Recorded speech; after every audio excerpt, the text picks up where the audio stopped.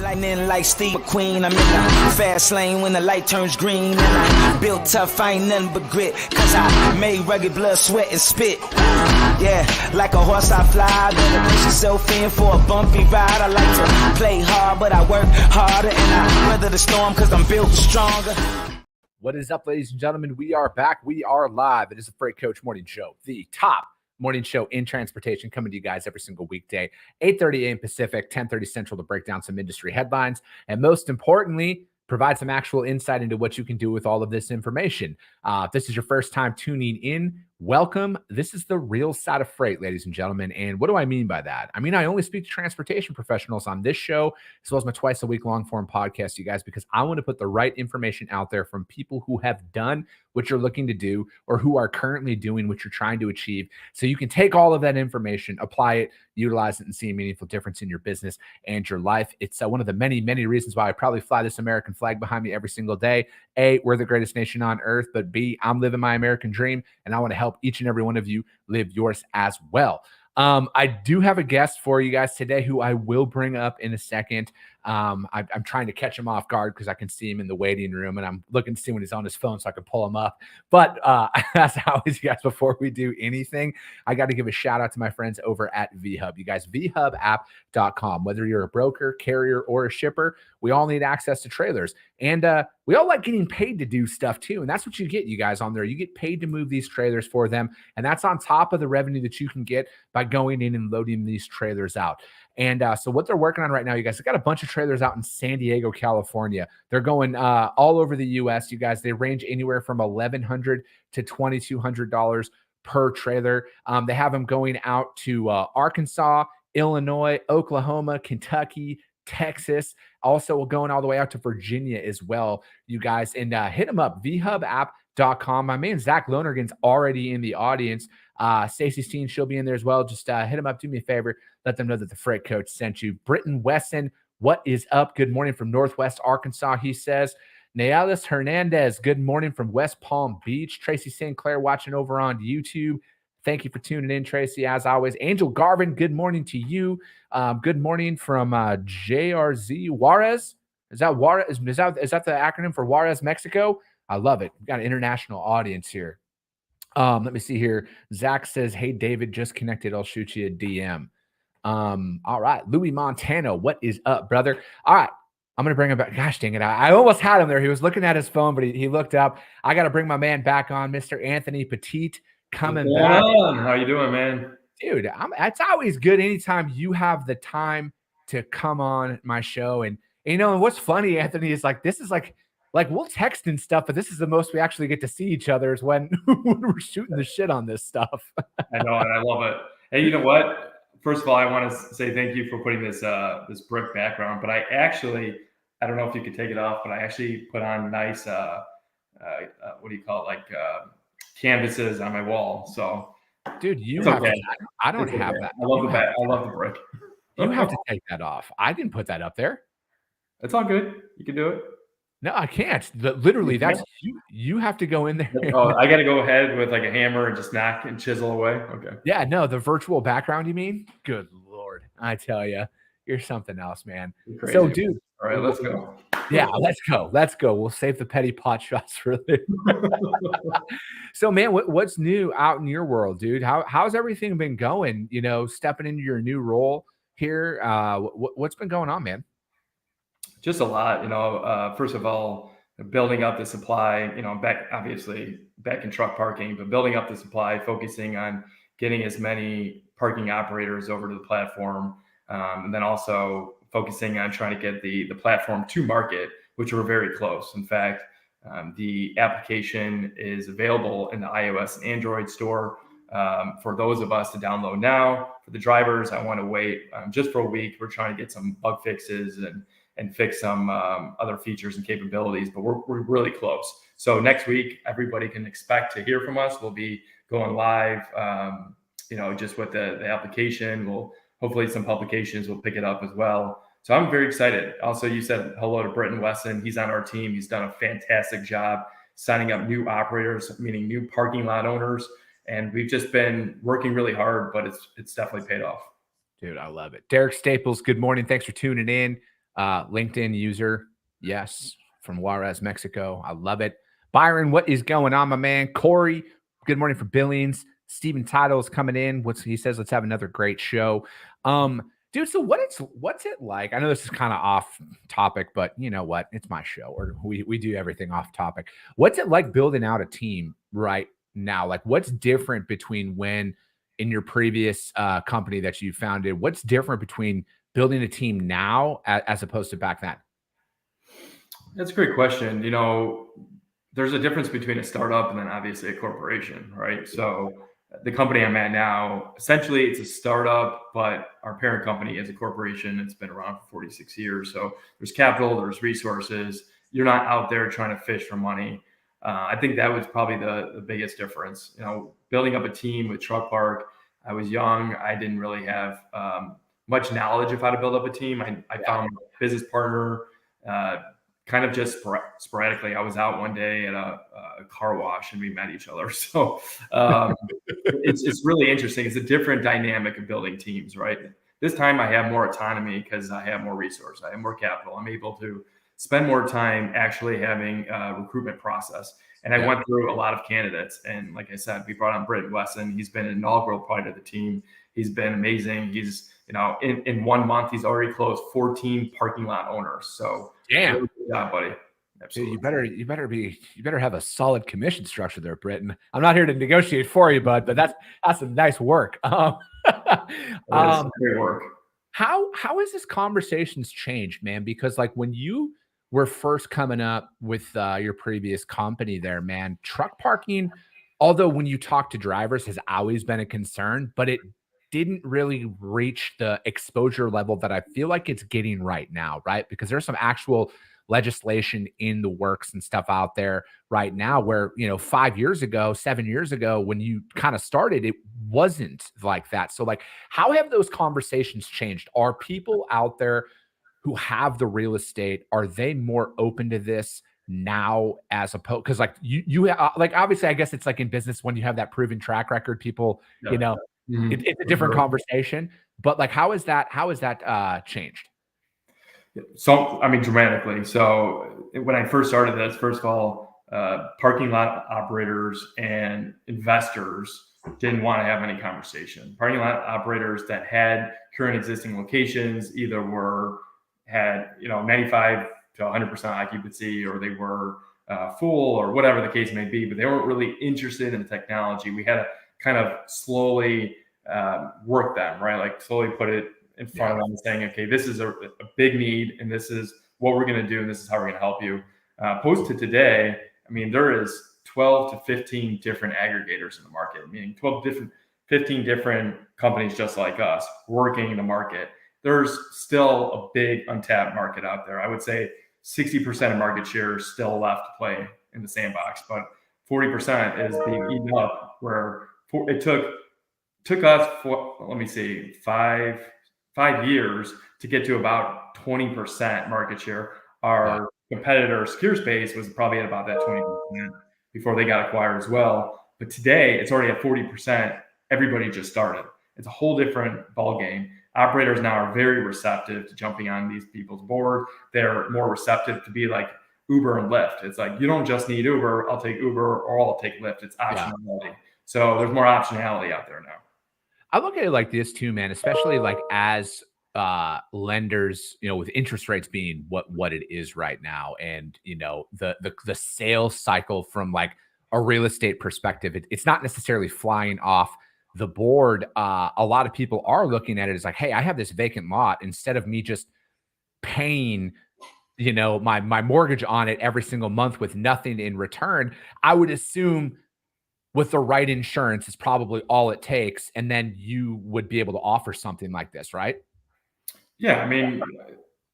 There's so many different insurance companies out there, right? So like Reliance and LoadSure and McGriff, and you just keep on going down the list. So yes, to answer your question. Yeah. Cause I look at it like this, man. It's just like if you have the industrial property and everything that's in place and you have the ability to do it, I think of it, especially because like I've been watching like even warehousing space, like, and I got to get my man Matt Fain from pop capacity back on the show, but like I've like just some of the research that I've done is it's like it's slowed down. It's still available, but it's not as like at a premium as it once was. So it's like, I look at it as, man, these warehousing, if there's any vacancy from like a 2-month or a 6-month perspective, because like a lot of those industrial deals and those commercial deals take a lot of time to develop, right? Like it's not like, any one of us could, if you have the right capital, you can go and buy a house in the next 30 days and be close on it, right? It doesn't necessarily work that way in the industrial sector of things. So it's like, I look at it from that perspective of why not, right? Like, why wouldn't you? Or even if you have a trucking company and you have half of your lot unused, like thinking about putting that on there as a way just to generate additional revenue, right? Because I think in any economy, and my brain just goes like this a lot right now, man. It's because like I know you could probably resonate with this. When you go from making no money to getting some revenue, you kind of make some stupid decisions, and then you're like, shit, I probably didn't need that. And now you're like, when things cycle down, you're like, hey, how do I keep that revenue stream coming in different forms, right? If you already have the property, you already have the stuff in line. Like I think like there's so many more different angles people can take now from the traditional route that even 5 years ago was even a thought for most people. Absolutely. Yeah. I mean, first of all, the marketplace it's almost like an Airbnb, right? So it gives these parking lot owners, and when I say parking lot owners, like, just like you said, it can be a diversified portfolio, right? Diversification. So I guess what I'm trying to get at is you can be a repair shop, you have additional space, boom, put it on the marketplace. You can be off airport parking. In fact, when I was at Truck Park, we went after off airport parking locations. So this is like Pro Park, Mobility, and there was the parking spot. And these are all really catered to cars.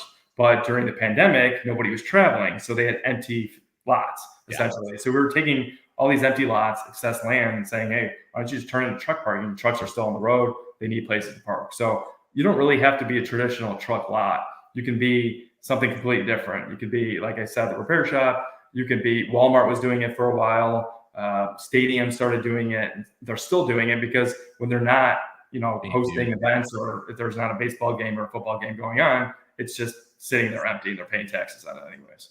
Yeah, no, I mean, it is. It's just like, I mean, especially, looking at Arizona here, for example, in Phoenix, man, there's so much expansion room, right? And it's happening too, dude. Like Phoenix is blowing up.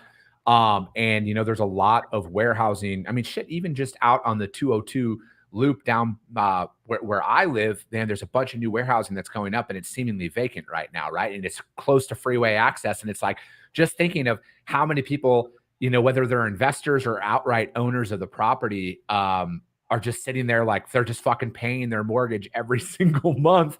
And again, I'm not saying that this could cover their mortgage, but it can offset it, right? In that regard. Yeah, so much opportunity out there, and for us, there's no capital overlay. So what that means is we put your spot on the marketplace, and we send drivers to go park, and it essentially works that way. So super simple, an easy way to add an additional revenue stream. Yeah, I agree. Cody Miller, good fucking morning, freight enthusiast. Dylan Turner watching over on YouTube. What is up, my man? Andrew Teal says your assets can and should have side gigs. That parking space is an asset and that can help you generate revenue streams, same as trailers or or anything else. Yeah, no, I'm right there with you, man. It's just like I'm looking at that from such a different lens now, right? Mm-hmm. Where it's like, dude, how do I mean, it's even like purchasing a vehicle for my business and stuff like that. Like, how do I leverage what I have, right? And then taking advantage of the tax structure and everything that's already in place, and I think like you should take advantage of that shit, right? So I looking at it as how do you constantly get your assets to work for you as opposed to working against you, which vacancies is I don't want to say it's working against you per se, but that's a big expense to keep shelling out every month when there's a way that you can look at it from a different angle. Easy peasy. Yeah, man. So, dude, I want to talk because this article came out the other day, and it's from ttnews.com, and I think this kind of aligns with everything that you guys are doing out here. I love the fact that the FMCSA is accepting challenges because let's fucking go challenge the shit out of this stuff. But the mule rest break preemption ruling that was out there, and the FMCSA has announced it will accept petitions for waivers from its 2018 and 2020 decisions to preempt truck driver mule and rest break laws requirements in California and Washington State. Obviously, you guys, California is like the 5th largest economy in the world. So like this is a pretty big deal anytime that the state of California is involved in it. The California law requires employers to provide a duty-free 30-minute meal break for employees who work more than 5 hours a day, as well as a second duty-free 30-minute meal break for those who work more than 10 hours a day, and an additional 10-minute rest periods for every 4 hours. By contrast, federal law states that except for certain short-haul drivers, a property carrying commercial motor vehicle driver working more than 8 hours must take at least one 30-minute break during the first 8 hours, although the driver has flexibility to when that break occurs. The FMCSA first ruled on this issue in 2018, proclaiming that California law would not be enforced nationwide, and again in 2020 that it could not be enforced in Washington State. The 2018 preemption FMCSA ruling was issued in response to petitions filed by the ATA and Specialized Carriers and Rigging Association. The agency determined that California's MRB rules, as applied to property carrying CMV trucks and bus drivers subject to the FMCSA, are preempted under federal law. And then in a statement out there, the ATA's president, Chris Spears, said that the Federation is fully prepared to oppose this waiver effort. What are your thoughts on this, man? Like, it's kind of a lot. First of all, okay, every truck driver should be completely awarded for being mathematicians because they have to figure this all out now. It's like, it's like ridiculous. Like everything you just read, I'm just trying to like put all these numbers together, right? Like 30 minutes here, 30 minutes there.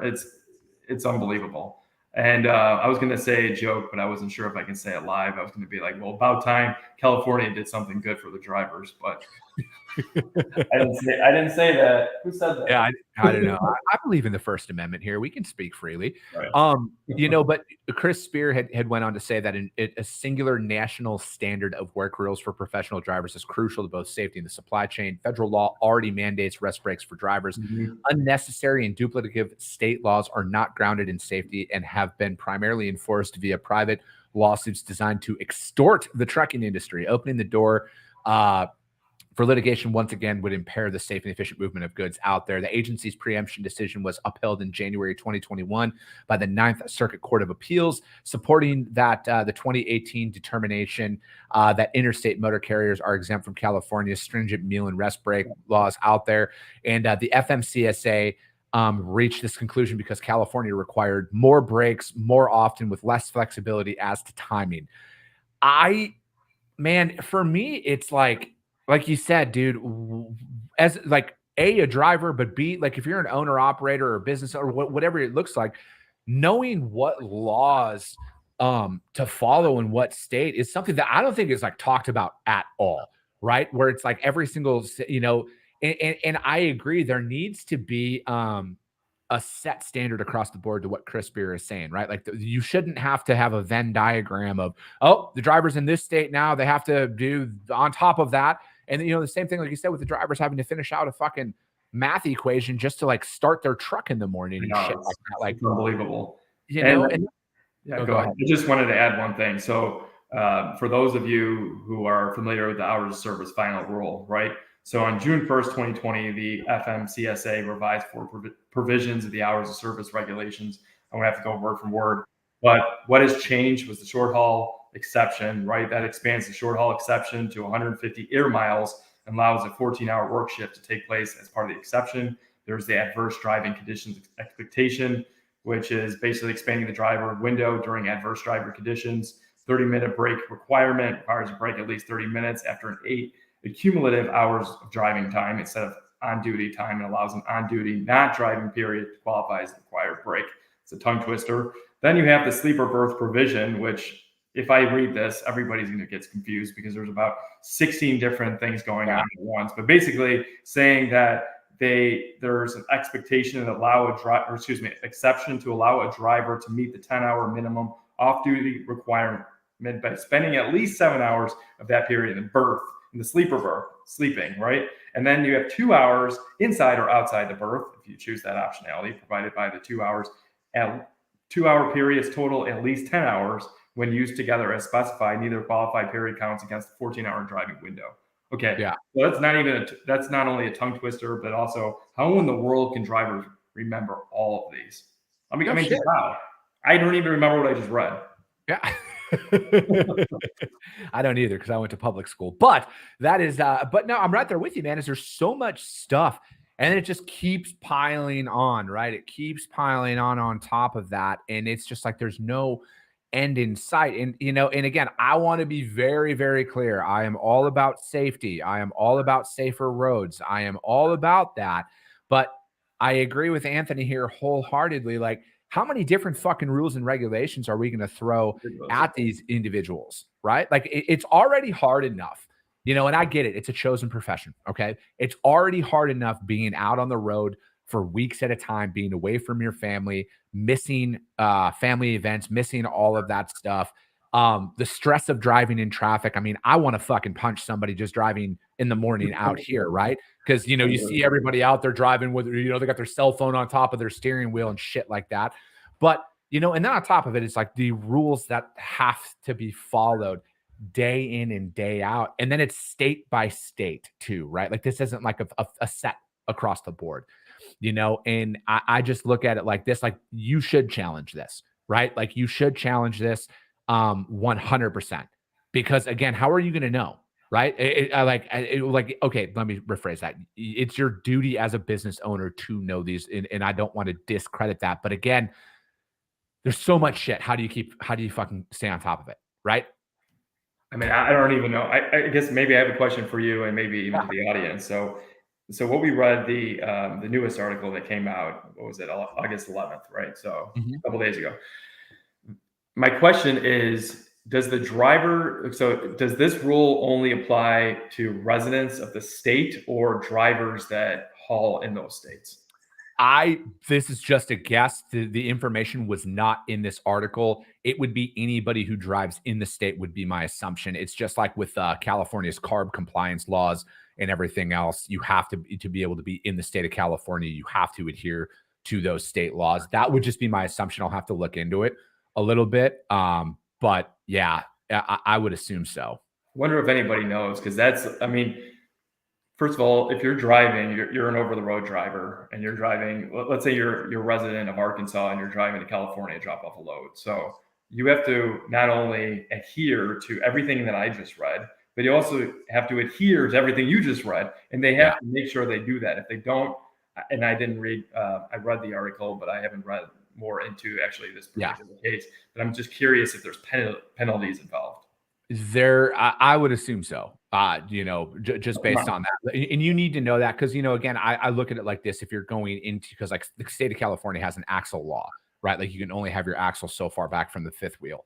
And I would assume that it would be anybody operating within the state of California out there. And Sonny Sharma might know. He's in the state of California. He's aware of all the buffoonery that goes on out there. But yeah, he was running late. Sonny, I'll send you this article, but it's on the new rest break that was out there, the meal rest break preemption ruling.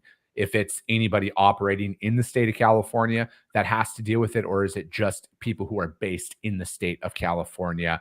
So no, it'd be good to know, and I'll look into that as well. I just look at it because again, it's just like why I wanted to have this article and have you come on there is it's just like where are they? Like people already have a hard enough time finding parking, right? Now you got to add an extra layer in on this too, and then you bring up some good points with the sleeper berth stuff as well. The 7-3 split or the 8-2 split or whatever that looks like, as well as where can you actually have it? Is it can you shut down at a shipper if you're going to be there for 3 hours? Can you do that? And again, I think like this is valuable information that people need to know. And it's like, do I have to pull over? Right? Like, especially with this 30-minute meal break, does it work if you're fueling up at that moment and everything else? And I think that's one of those things that you need to look into as a whole, because truck parking's at a premium already, right? First of all, for truck parking, so the hours of service rule, which I just pretty much read over, but what people may not know is that the statistic is 78% of drivers are searching for parking at night. 96% of those 78% of drivers are searching for parking for an hour, for 1 hour. Yeah. So then you have to take all these different rules and regulations and you have to apply those to that hour. So then how many minutes do you have left to even find parking? Like, it just doesn't make any sense to me. So I read the article, I read my article, and I'm trying to just determine before I got on the show today, it's like, how many hours is these drivers? I mean, how many minutes or down to the seconds do these drivers have to find parking? Yeah, dude. And it's all about clock management. I mean, I think that's what you see so many drivers parked on the on ramps and exit ramps for on the freeways, right? Is because, they look and see where they're at. And I mean, like, yeah, you can plan out your route, but that doesn't account for traffic. That doesn't account for weather. That doesn't account for anything, right? And it's just like, at what point are we going to look at things a little bit more subjectively? And I get it, right? Like, there's always going to be some, rule breakers, right? But that's the funny thing is people who break the rules just don't fucking care no matter what you throw at them. But I think, like, at what point are we going to look at this as, how do we make it a little bit easier for these guys to operate, right? At the end of the day, because it's like, how many more rules and regulations can we put out under the guise of quote unquote safety? And, it's like, I will call a spade here, you guys. I have broken down numerous articles from insurance companies that have stated that a lot of the rules that are in place have not actually improved safety on the road at all. So again, I'm about improving safety, but why are we continuously putting laws in effect that have no verifiable proof that they are going to actually improve safety? And then at the expense of the business owner, right? Because they're the ones who have to invest in the new equipment. They're the ones who have to invest in it. It's not the fucking the people out, the suits out in DC. They don't have to fucking pay for any of this shit. It all boils down to the owner operator and the business owner. Yep, they pay, they collect. So the drivers pay and DC collects, and that's how it always has been. So at the end of the day, it really boils down to greed and to money, right? So I mean, you can't enforce all of these rules and expect everybody to follow them. Somebody's going to break them. And when they do break them, they get penalized. When they get penalized, they have to pay fines. And that's the way it works. So they anticipate when they sit in your board meetings, they anticipate this is already going to happen. And then they try to probably figure out, like, well, how much money are we going to make from it? I mean, people can slap me across the face and say, wow, you're like a complete idiot for saying that. But I don't really care, because that's the truth. It really is. And I'd love to see the data too on the insurance. I think I've looked at it a while ago, just with everything going on. I can't remember all the statistics, but I do remember that obviously these boards, quote unquote, trying to solve for safety. But at the end of the day, like you said, the insurance companies, I think it was like almost 35% is only safe. And then like huge percentage of it was like completely unsafe. And it doesn't even make any sense to have these, stipulations in place. Yeah, it's nuts, man. It really is. It's just like, because if you're looking at it from multiple perspectives here, you hear people say like, oh, we need to, replenish the driver pool. We need more drivers in the industry. Some people say there's a driver shortage, which I don't subscribe to at all. There's not a driver shortage at all. I think the biggest thing is retention. And again, it's just like, why? You got to ask yourself this: why would anybody want to put up with the level of this bullshit and then they're just supposed to, right? And I know that there's not a perfect solution, and I'm not proposing a perfect solution here, and I get that, but it's like, we got to look at it holistically here. We got to look at it from the overarching view of the industry, is why. And if you can't ask yourself, if you can't answer that, why would and especially the members of the FMCSA, especially the members of the Transportation Oversight Committee and whatever fucking 3-letter agencies look over the our industry, if you can't look at that docket and say, I want to get behind the wheel of a truck and earn an honest living, you should probably look at things a little bit differently on the amount of rules that you're imposing out there. Because the small business is trucking, right? That is this industry. No matter what things are out there, you guys, 95 to 98% of this industry is small business. So take that into consideration. That's out there, because that's what I do, because I like fighting for the little guy, because that's fucking who I am. And that's where I come from. And I'll always fight for the little guy no matter what. But dude, it's always great having you on. I'm going to be honest. Always a pleasure, man. Love it. Because Anthony and I are like never set a topic. We're just kind of like, hey, man, you want to come on and shoot the shit? And we're like, yup. And then somehow we blow through 30 minutes with ease. I look at the clock. I'm like, man, we already went through 30. Wow. I know it happens, bro. But hey, how does anybody, as always, how does anybody reach out and find out more about what you're doing or just get in contact with you? Yeah, just hit me up. Let me see. I can't join the chat for some reason. It says I have to be a YouTube member, but just DM him. You can hit me up just on LinkedIn. I'll respond there. Yeah. What I forget who sings that song. It's going down in the DMs if you want to get a hold of Anthony. Yeah, but that is going to be it for today, you guys. We'll be back tomorrow. I got another guest coming on tomorrow as well. And yeah, we're just going to talk about the current state of the industry, and really strategy for pricing here over the next 6 to 12 months that's out there. But as always, if you guys get value in what you hear here today, Byron, never apologize. It is always about protecting the people, we the people. I stand with you wholeheartedly, brother.